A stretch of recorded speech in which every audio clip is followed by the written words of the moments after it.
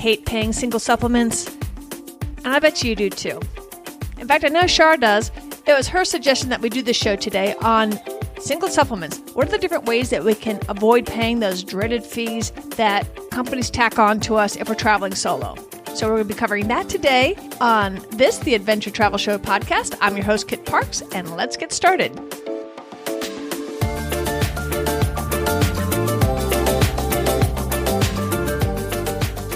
Before we do get started, I would like to do a special shout out to whoever Chimpy101 is who took the time to do a rating and review on Apple Podcasts.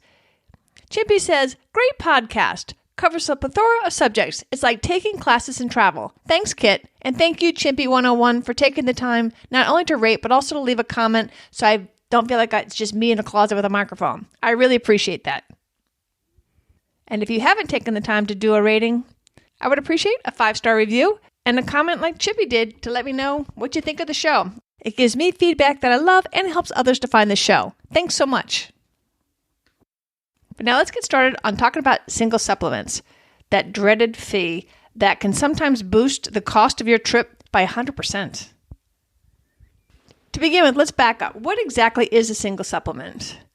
Okay, a lot of times a travel company will base their prices based on double occupancy, or PPDO.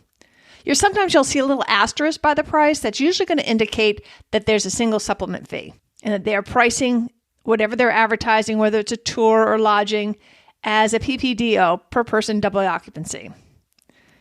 When a company charges you more for traveling solo, these add-on fees are called single supplements or solo supplements. You'll see these supplements ratcheting up the cost of your adventure by 10 to even 100% for people that are traveling solo. So that's why I refer to them as the dreaded solo supplement fee. I put together 12 ways that you can avoid paying single supplements, or at least reducing them. So let's go through them one by one. Number 1, find companies that do not charge solo supplement fees. Sounds simple, right? Yeah, simple. It's just really hard to find, especially with tour companies. It can be hard to find with a tour company, a little bit easier with hotels, but look for the hotels and the tour companies that don't charge a solo supplement fee at all. So just start with a company that charges you the same whether you're traveling solo or as a couple. A lot of the hotels in the U.S., you pay the cost for the room, whether it's one person or two persons. Sometimes there's an upcharge if there's an extra person, but not more charges if you're traveling by yourself. I find the opposite in Europe, where prices tend to be double if I'm traveling solo, because they price their rooms assuming 2 people, and if only one person shows up, that's one person's got to pay the rate of 2 people. So I guess the bottom line is on hotels, a lot of it is the tradition of the country itself, how they tend to advertise their rates. So hotels tend to have patterns by the country. But when it comes to tour companies, trying to find those few that do not charge a solo supplement fee at all can be challenging, but there are some of them out there. Sometimes they are basing their whole price of the tour based on the fact that it's going to be solo people. So even though they say, oh, no solo supplement fee, the trip is much more expensive than a comparable trip from another company that does charge the solo supplement fee. So you still need to comparison shop regardless of what you do, because it's still a little bit dicey, and solo supplements, for at least right now, as I'll tell you a little bit later in the show, it's getting better, but it's still a bad scene for solo travelers. So number 1 is be on the lookout for those companies that do not charge the solo supplement fee, but do your homework to make sure that they're not jacking up the price to trick you into thinking you're not paying a fee when it's actually built into the cost because they market strictly to solo people. The second way to avoid paying a single supplement is to use tour companies that offer a roommate matching service. In this situation, the company matches you with a same-sex roommate. 2 examples are my affiliates Active Adventures and Adventure Women. So if the company can't find you a roommate, then you get a solo room without paying that dreaded solo supplement fee. This is what I did in New Zealand, where I had Rachel from Singapore was my roommate. And when I was on my Active Adventures trip on the South Island of New Zealand, they matched me with Rachel. And then on the North Island, since there wasn't another solo female, I got my own room, but I didn't have to pay the dreaded fee. So I like doing that. The same thing happened on my rafting trip with the Venture Women. They had an odd number of solo females, and since we were camping each night, it made it really easy to switch roommates daily. So most nights I had a different roommate, which gave me a chance to get to know some of my fellow travelers a little bit better, and then every few nights I got my own tent. I thought it worked out great. And of course, if you want your own room, you can always pay that dreaded fee to ensure that you have a single room. So if you're not having any luck finding a tour company going to your destination that either has no single supplement fee or doesn't offer a roommate matching service, I've got several more ways for you to try to reduce or eliminate that fee. So let's move on to tip number 3. Book late. You want to look for last-minute waivers on solo supplement fees. And what we consider last-minute may not be the same thing as last-minute to a tour company.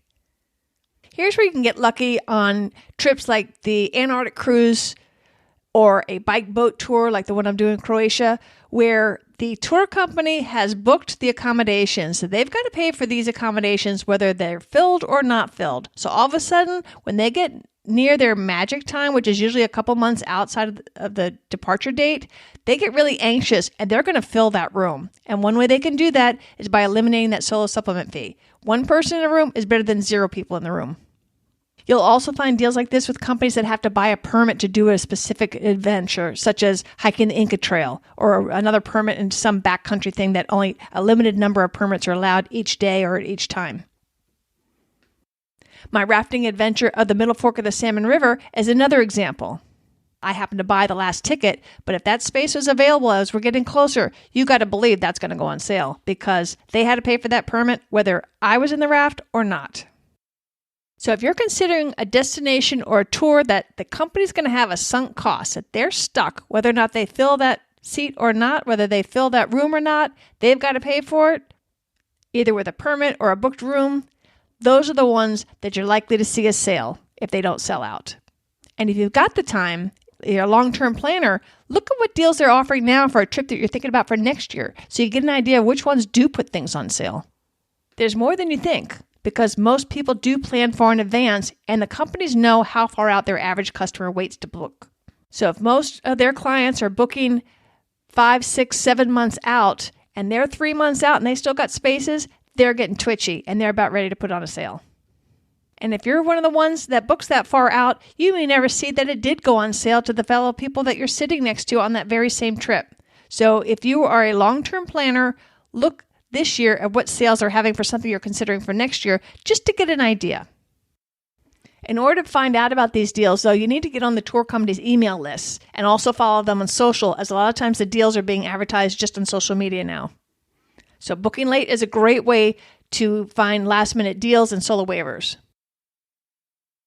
But if booking late doesn't work for you because it makes you nervous yourself, as you want to have that room and that's what the companies are counting on, there's another alternative, and that's the opposite. Book really early. Yep, that's right. Book early. Just the opposite of what I just told you. Ironically, number 4, book early can also save you some money on solo supplement fees. Let's say a company is just starting a brand new tour that it's still doesn't have a lot of reviews, it hasn't gotten really off the ground yet, and it could be their initial time out of the pike. They want to make sure that baby is full. And so oftentimes when they first list the tour, they may waive the fee because they want to make sure they have at least a certain nut covered on their trip. So if you book really early, you might also be able to get a waiver of that solo supplement fee. You see this pattern with airlines too. The pattern I often see with airfares is when a new route is first announced, of course, they want to be really competitive and get people to fly them on this new route. And so the price will be cheap. But then when it gets out further than the average person is going to book a ticket, the price is really high because they know somebody's got to go at that certain date. Usually it's something like a wedding or something like that. So the price is really high because somebody knows they have to be on that plane. And then as we get in between, the price will go down again. And then as we get a little bit closer out, like this sweet spot when they know most people are booking, the price will go back up again. And they keep fluctuating and playing with that price, trying to fill the plane with as much dollars as they can per seat. And as we get a little bit closer, then they start getting nervous that they got too many seats, so the price will go back down again.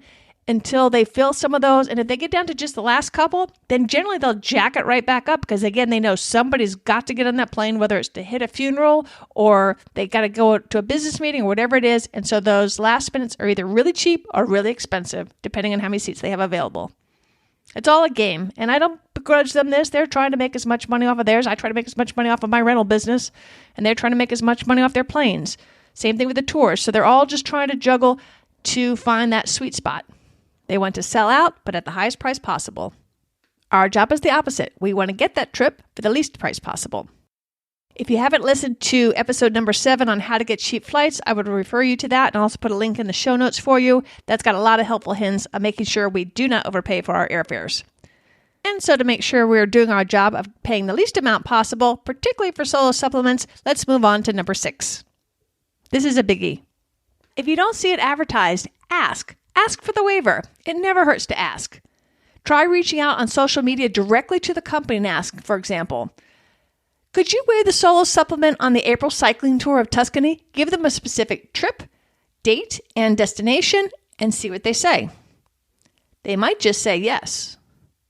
And I encourage you to try this directly on social media. Direct message them to ask, because a lot of times the people that are monitoring the social sites have a little bit more say than the agent that you might be working with over the phone. Don't hesitate to ask. Even if they say no, they might still give you a discount. And there's no downside. Ask. Or if they say no, say, would a different date make a difference? Because maybe they have a lot of vacancies on another time frame. Ask. Maybe it's not the time. Maybe it's the destination. You want to go to Southeast Asia. Is it really critical that you go to Vietnam? Or would Laos or Cambodia be just as good for this trip? I mean, there's always another time. Ask. There's lots of variables, and you don't know where the tour company's headaches and their vacancies are. So probe. Ask. Number 6, take advantage of search. Before you book anything, be sure to Google no solo supplement plus whatever your destination is going to be. And do the same with single supplement waived and your destination. And just see what pops up. And to make sure that you don't miss out on any of the deals, number 7, set up a Google alert for these searches. All right, the 2 that you just did, all right, and do the same for solo travel tours and also solo travel deals. And with the Google alert, you just Google alerts and it'll send you to the page. And then you can have these alerts sent to you on a daily or a weekly basis. I tend to do it weekly because I'm already inundated with emails, but whatever works for you. If time is of the essence, you may want to have it daily. And sometimes the deals are only time-based. And so you may want to get that on a daily basis. Another method of reducing or eliminating your solo supplement fee is number 8, travel in the shoulder season instead of the high season. When they're not 100% sure they're going to fill the tours, there are going to be more deals. And more people travel, obviously, in the high season, which is why it's called high season. So if you go in the shoulder season, which generally is the spring or the fall, you're more likely to find deals on lodging and tours and stuff like that because they need to keep their employees working all year round for the most part. So they want to make sure they have those tours full, even if they do it on a lesser profit margin. So traveling in the shoulder season can save you some money. And I happen to find the weather usually more pleasant, even though it's a little bit more changeable and variable in the change of seasons. But it's always less crowded, which I like. A 9th way to eliminate the dreaded solo supplements is to consider alternative accommodations. You don't pay a single supplement when you go camping. You pay for the site. It's the same price if it's 1 tent or 2. You don't pay a single supplement if you stay in a hostel or an Airbnb or vacation rental by owner, VRBO. You might even get a whole house from somebody if you're willing to house or pet sit. That's how he snagged a house for 2 months in Costa Rica. He dog sat for 2 months. When you're looking at your adventure, consider how important is the lodging to your experience. For me, I don't really care. As long as it's 2.5 stars or better, I'm fine. I don't really care. I don't want to be in a dive with roaches or anything. But if it's basic accommodations, sharing accommodations, I'm cool with that. But for other people, luxury is the vacation. That's just not me. So look inside yourself. How important are the accommodations to you? And particularly as it comes to spending your money. Me, I'm like 3-star. I even get a little uncomfortable in the 5 stars. And I certainly don't mind roughing it if it means I get to see something absolutely stunning. So consider opening your mind to alternative accommodations if it means avoiding that single supplement. If you're traveling solo, but you're open to it, consider number 10 and check out travel partner matching networks. More and more of these sites are popping up like mushrooms these days, and they're trying to solve the problem of that dreaded solo supplement charge. And a lot of solo travelers prefer to take a trip with somebody just so they can share the experience and to have somebody at the end of the day to talk about the day. And finding a travel mate eliminates that loneliness that often comes with traveling solo. And you're no longer traveling solo, so no more solo supplement fees. You can find a travel mate on many of these matching services, but you want to make sure you're really vetting your potential travel partner carefully. Get to know them by email, get on the phone, follow them on social media. Get a good feel for the person before you actually say, yeah, let's go ahead and let's room together. You can also try looking for a partner on forums and in Facebook groups whenever the group allows you to do that. To find the current websites, just Google Travel Partner Matching Network and then see what pops up. Number 11, this probably isn't technically a way to say, but I want you to consider the total price of the trip. Let's say you find a screaming deal on a tour. The tour itself is on a great sale, or you find this amazing airfare. If you're desperate to not pay that single supplement fee, you might not buy that whole trip altogether when the savings that you're getting on whatever the deal is on the airfare or the tour more than makes up for what you had to pay for the single supplement. So look at the whole package. What is this whole trip going to cost? And see if that's in line. If you're getting a screaming deal, so maybe you cough up for the single supplement, but you got 30% off on the tour. So look and compare the total cost of your adventure. But listen, particularly when you see that thing's on sale, go back to number 5. Ask. Maybe you get the sale price and a solo supplement waiver. Ask for it. They can only say no, and then you're back where you started anyway. Never be afraid to ask. The worst they can do is say no. And they're liable to say yes. And finally, number 12, track solo deals. Where before number 7, we were tracking specific destinations with solo supplement waivers, now we're doing a broader search. We're going to find out what are the solo deals in the entire universe, and maybe we'll let serendipity and opportunity help us plan our next adventure. One of my favorite resources for this is the Solo Traveler website at solotravelerworld.com on the deals page, where it's updated, I believe, daily, any deals that they find for solo travelers. So it's a great site for us solo travelers to bookmark. I'm also on their email list, so I get those notifications as well. So poke around on the deals page and see if you'll see something that'll work for you. On the show notes page for this episode, I'm also going to have some other helpful links I think you'll find useful. These links will also all be on the checklist that comes out with the newsletter as well.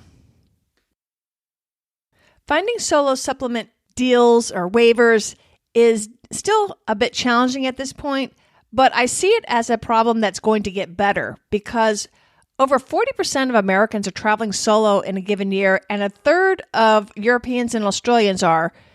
And there's a lot of Chinese, make up a huge chunk of the tourism trade right now, are also traveling solo. So with all these people traveling, these tour companies and these hotels, they've got to appeal to us. So more and more, they're trying to figure out ways to do that can still meet their budget. So what may happen is those traveling as a couple may end up seeing their costs go up to help subsidize the solo travelers that the companies are trying to appeal to. I think we're going to see a lot of jiggling around in the next decade or so as these companies try to address this massive new group of travelers that have hit in the last decade. They want our business, but they know that we hate paying single supplements, so there will be some changes. How this will all shake out, time will tell. But companies are quite aware that solo supplements really irritate people. They feel ripped off. In lodging, we might see more studio-type rooms that are catered to the solo traveler instead of couples, and that might be one way that they try to accommodate this growing group of travelers. And with the tour companies, I think we're going to see more and more doing the roommate matching situation. So you have the option. If you want your own room, you can pay for it. Otherwise, they're going to try to match you with a partner. The companies want happy customers, not irritated ones. Well, that's one of the reasons Shar wrote me and said, hey, how about doing an episode on solo supplements? It's ticking her off. I know it gets in my craw. I've personally paid 50% extra in solo supplement fees. I can't stand it. But I end up coughing up the money if I know at the end of the day, for whatever the adventure is, I know I'm going to want my own room. Or sometimes I don't have that option. I'm traveling by myself, like not a lot of my walking days, all of my walking holidays, I'm by myself. So I end up paying a substantial solo supplement fee because of that, because they've all been in Europe. And they price their rooms assuming 2 people in the room. So I end up paying a substantial amount in solo supplement fees anytime I go to Europe on one of my trips. I really expect to see a lot of changes in this whole solo supplement thing in the next few years to decade, and I will be updating the website for this episode on a regular basis as I find new resources and web pages, and I hope you will also bookmark that so that you can take advantage of those resources when time comes for you to plan your next solo trip. I hope you've enjoyed today's episode, and I hope that at least you got some ideas on how to avoid the solo supplements. To me, my main ones that I use is the asking, and going with companies like Active Adventures and Adventure Women that won't make me pay a single supplement unless I want to make sure I have my own room. It's a big worldwide web out there. If you find resources, be sure to email me at kit@activetraveladventures.com with a resource. I'd like to be able to update the website and keep it current with all the great things that we can find out there for us solo travelers. And also let me know if you snagged a great deal. I'd love to hear from you. Thanks for listening. If you have a minute, please stop and take a minute to rate and review this podcast. I sure would appreciate it. I love getting your feedback. Until next time, this is Kit Parks. Adventure on.